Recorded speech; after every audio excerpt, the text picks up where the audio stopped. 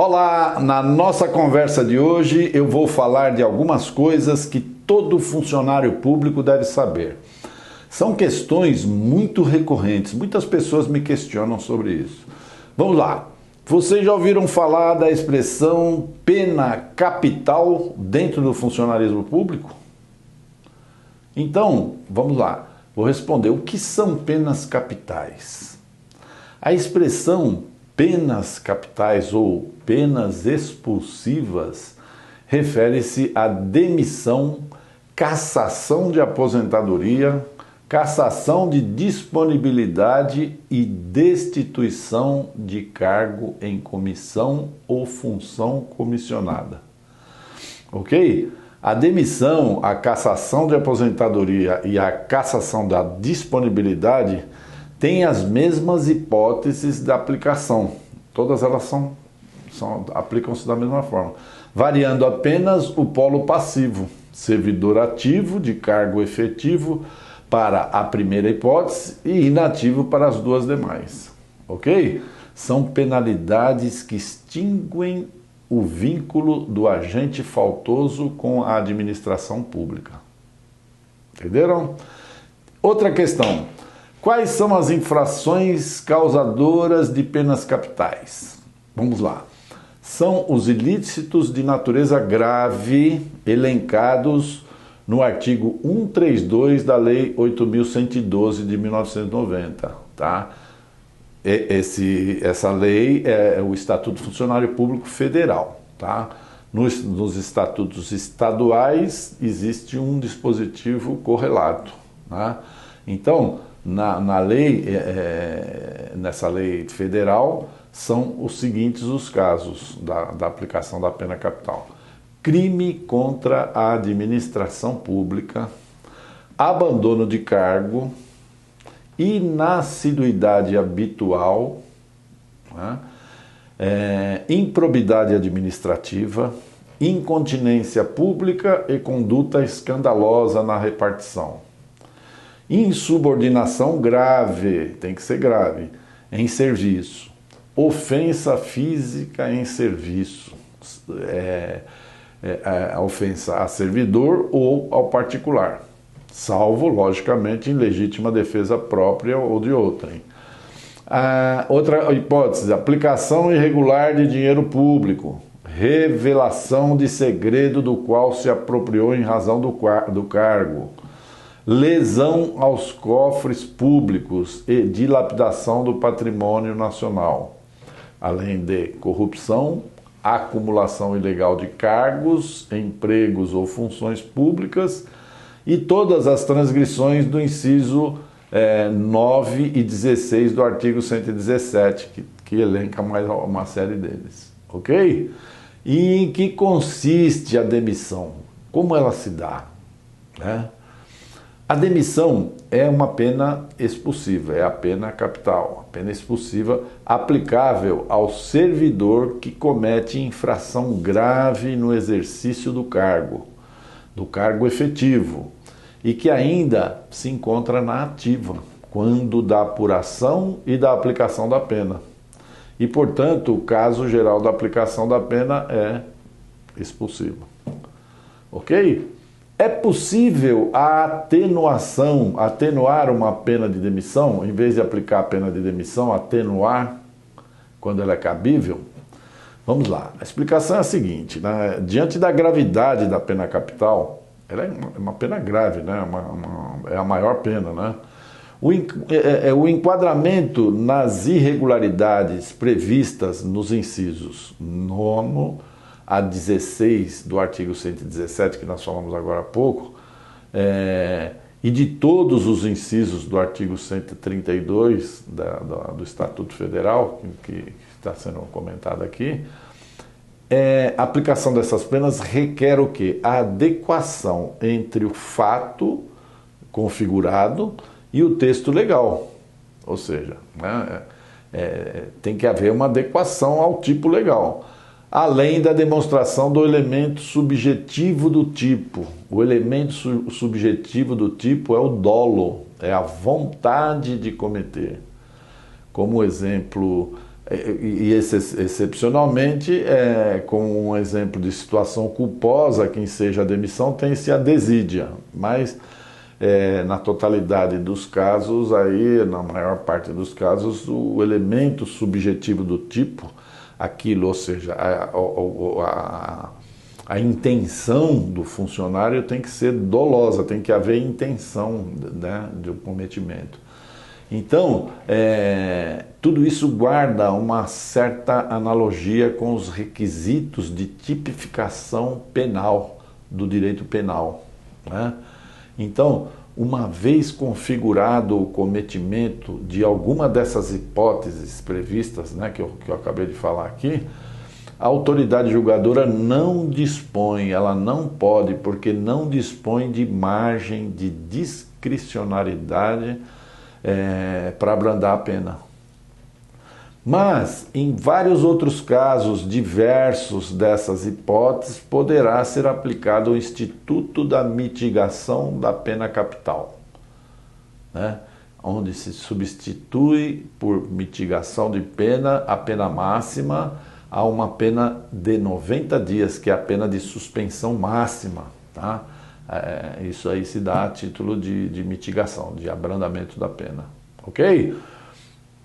Uma outra questão interessante: se a comissão processante determinar penalidade de suspensão, pode a autoridade julgadora atenuar a pena para a advertência? Pode ou não? Entende-se possível que, diante do caso concreto, a autoridade decida pela aplicação da penalidade de advertência em lugar da pena suspensiva. Mas, obviamente, não é porque ele é conhecido, é querido, né? Isso só pode acontecer nas hipóteses autorizadas pela lei, em razão do quê? Do cumprimento e do respeito ao princípio da legalidade, né? É a lei que manda, não é a autoridade. Então, ao agir em consonância com os dispositivos legais, estando em conformidade com a lei, não há qualquer consequência para a autoridade que aplicou uma pena mais branda. Apenas a certeza de que ele cumpriu bem o munus público, né, do qual ele era responsável. Mas vale lembrar que, em regra, o julgamento acatará o relatório final da comissão. E então, nesse caso, a pena mais branda, na verdade, foi em conserto, né, em emenda, né, de alguma ilegalidade, né, cometida pela unidade processante, algum equívoco, né? Então, isso poderá ser sim aplicado, né, quando, por exemplo, a comissão processante agir em contrariedade com a prova dos autos. Esse é um exemplo. Nesse sentido, eventual divergência entre julgamento e relatório, ou seja, vem lá o relatório da comissão, né, que é um órgão pré-opinante, opinando por uma aplicação de uma pena mais grave, e a autoridade decide dar uma pena mais branda, deve a autoridade exarar decisão bem fundamentada, para que isso não seja questionado futuramente, né? Muita gente também me pergunta, qual a diferença, doutor, qual a diferença entre exoneração e demissão? Então é uma questão, parece ser complicada, mas é a coisa mais simples do mundo. Embora tanto a demissão quanto a exoneração sejam espécies do gênero vacância, vamos deixar lá uma vaga, existe uma grande e significativa diferença entre as suas naturezas. A demissão tem fim punitivo, a exoneração é ato administrativo sem natureza de penalidade. Ok? E para encerrarmos hoje aqui as nossas questões, né, a nossa brincadeira aqui de questões e respostas, nós vamos falar sobre uma questão muito interessante. Quais são as hipóteses do servidor estável perder o cargo? Em que hipótese o servidor estável pode perder o cargo? A lei prevê para o servidor estável duas hipóteses de perda punitiva do cargo. A primeira vem em decorrência de sentença judicial condenatória.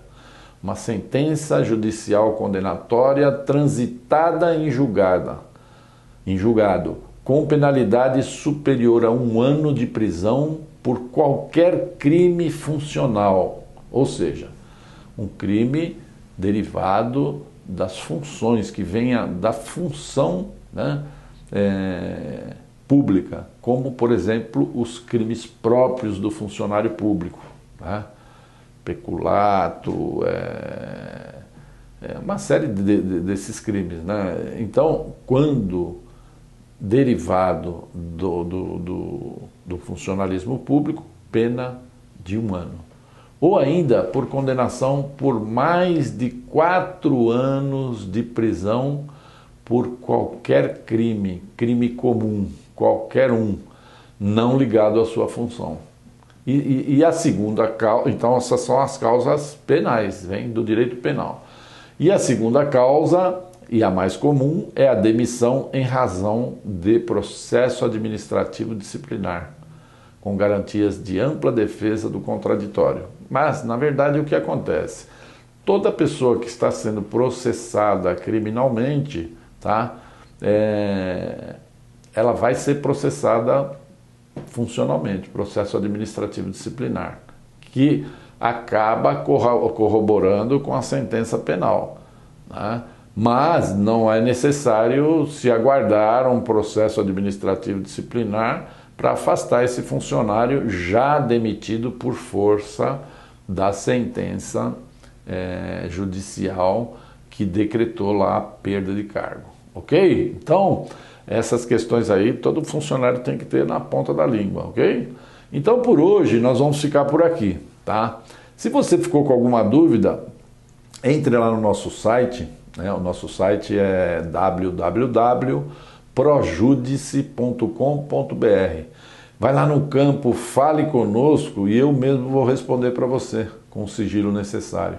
Na nossa página aí também tem um telefone lá com o número do nosso WhatsApp. Pode fazer a questão por lá também.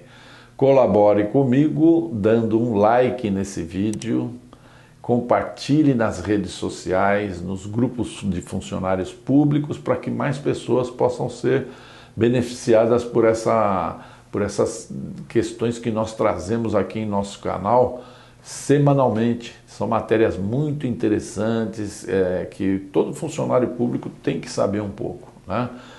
Não apenas a título de cultura geral, mas para a pessoa poder estar em dia, né, com as coisas do funcionalismo público.